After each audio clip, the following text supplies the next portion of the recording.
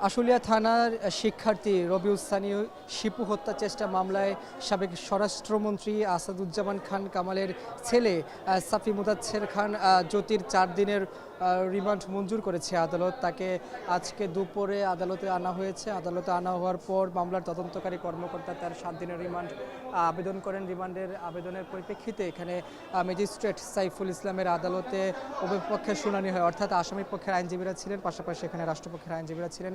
দুই পক্ষের শুনানির মাধ্যমে তাদের আজকে 4 দিনের রিমান্ড মঞ্জুর করা হয়েছে। আমরা দেখছিলাম যে এই ছাত্র জনতার আন্দোলনে আশুলিয়াতে শিক্ষার্থী রবিউল সানিকে হত্যা চেষ্টায় তার বাবা বা সে নিজে একটি বাদী হয়ে মামলা করেছেন। সেই মামলায় এখানে আসাদুজ্জামান খান কামালের ছেলেকে আসামি করা হয়েছিল। সেই মামলায় তাকে আজকে দুপুর নাগাদ আদালতে আনা হয়েছে। চিফ জুডিশিয়াল ম্যাজিস্ট্রেট আদালতে তাকে আনা হয়েছে। আনা হওয়ার পরে আমরা কিছুক্ষণ আগেই তাকে আসলে শুনানির কার্যক্রমের জন্য আদালতে তোলা হয় এবং ইতিমধ্যে শুনানির কার্যক্রম সেটি আসলে শেষ হয়েছে। আমি যদি আরেকটু তথ্য দিয়ে রাখি, এই মামলাটি আসলে করা হয়েছিল এখানে সাবেক স্বরাষ্ট্রমন্ত্রী আসাদুজ্জামান খান কামালের নামও কিন্তু রয়েছে এই মামলায়। এই পাশাপাশি আমরা আসলে এই মামলায় দেখছিলাম যে এখানে এর আগে 11ই সেপ্টেম্বর হত্যা চেষ্টার অভিযোগে ভুক্তভোগী রবিউল সানি বাদী হয়ে আশুলিয়া থানায় একটি মামলা দায়ের করেন। মামলার শেখ হাসিনা সহ 30 জনের আসামি করা হয়। এই মামলায় 4 নম্বর আসামি করা হয় তাকে, এবং ইতিমধ্যে তার মামলার শুনানির কার্যক্রমটি শেষ হয়েছে। তাকে আসলে এখন নিয়ে যাওয়া হচ্ছে এখানে, যেহেতু চিফ জুডিশিয়াল ম্যাজিস্ট্রেট আদালতে তোলা হয়েছে। এখানে আশুলিয়া থানার যে তদন্তকারী কর্মকর্তা তিনি আছেন এখানে। আমি যদি আর একটু বলে রাখি যে এই মামলায় আমরা গতকালকে দেখেছিলাম যে পুলিশের ইন্সপেক্টর আরাফাত হোসেনকেও একই মামলায় গতকালকে আদালতে এনে 3 দিনের রিমান্ড দিয়েছে।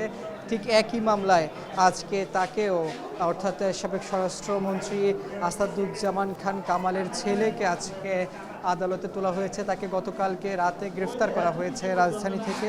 এরপরই র্যাব তাকে গ্রেফতার করেছে এবং আসলে থানার কাছে সুপর্দ করেছে, এবং আজকে তাকে দুপুরের পরপরই কিন্তু আদালতে আনা হয়েছে।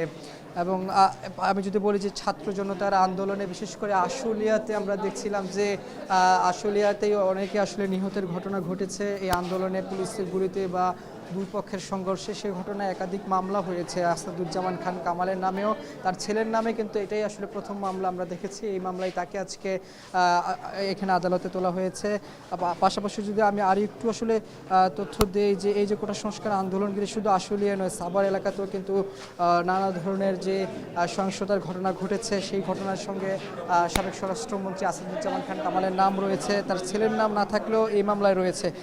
এর আগে আমরা যদি বলি যে এখানে গত ছাত্র জনতার আন্দোলনে বিশেষ করে 5ই আগস্টের পর শেখ হাসিনা সরকারের পদত্যাগের পর থেকে একের পর যে হত্যা মামলা হচ্ছে, সেই মামলায় আসামি করা হচ্ছে। আমরা দেখছিলাম যে গত 1 সেপ্টেম্বর দুর্নীতি দমন কমিশনের আবেদনের পরিপ্রেক্ষিতে সাবেক স্বরাষ্ট্রমন্ত্রী আসাদুজ্জামান খান কামাল সহ তার স্ত্রী সন্তান সহ 10 জনের বিদেশ গমনে নিষেধাজ্ঞা জারি করেছিলেন আদালত। এর 13 দিনের মাথায় কিন্তু গতকালকে আসলে গ্রেফতার করা হয়েছে আসাদুজ্জামান খান কামালের ছেলেকে, এবং আজকে তাকে গ্রেফতারের পর তাকে আজকে আদালতে তোলা হয়েছে। আদালতে তুলে এখানে 7 দিনের রিমান্ড আবেদন করেছিল মামলার তদন্তকারী কর্মকর্তারা। সুষ্ঠু তদন্তের জন্য তাকে আজকে এখানে 4 দিনের রিমান্ড মঞ্জুর করেছে আদালত। ইতিমধ্যে তাকে আসলে এখন নিয়ে যাওয়া হচ্ছে, তাকে জিজ্ঞাসাবাদ করা হবে যে এই ঘটনার সঙ্গে তার সম্পৃক্ততা আসলে কতটুকু রয়েছে।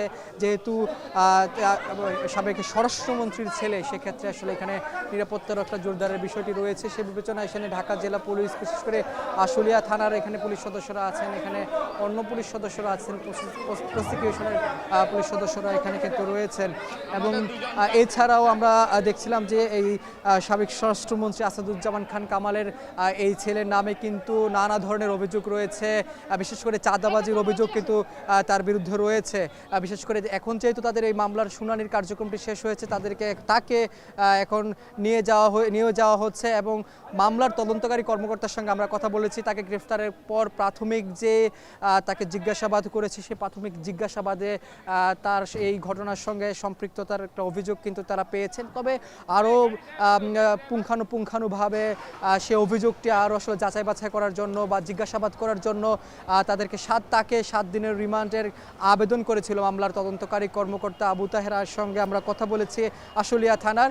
এবং যখন আদালতে তোলা হয়, ম্যাজিস্ট্রেট সাইফুল ইসলামের আদালত 4 দিনের রিমান্ড মঞ্জুর করেছে তার। এখন ইতিমধ্যে তাকে আসলে নিয়ে যাওয়া হচ্ছে, তাকে প্রিজন ভ্যানে তোলা হয়েছে কিছুক্ষণের মধ্যেই, এখনই তাদেরকে আসলে নিয়ে যাওয়া হবে। এবং আমরা দেখছিলাম যে ছাত্র জনতার আন্দোলনে বিশেষ করে আশুলিয়াতে যেই শিক্ষার্থী শিপু, তাকে হত্যা চেষ্টা করার জন্য তাকে আহত অবস্থায় হাসপাতালে ভর্তি ছিলেন, ভর্তি থাকা অবস্থায় যখন তিনি সুস্থ হন তারপরে তিনি কিন্তু মামলা দায়ের করেন 30 জনের নামে। সেই মামলায় আমরা দেখেছি যে 4 নাম্বার আসামি হচ্ছেন এই সাবেক স্বরাষ্ট্রমন্ত্রী আসাদুজ্জামান খান কামালের ছেলের নাম কিন্তু আমরা দেখেছি। তাকে এখন আসলে নিয়ে যাওয়া হচ্ছে এবং তাকে নিয়ে যেয়ে আবারও জিজ্ঞাসাবাদ করা হবে।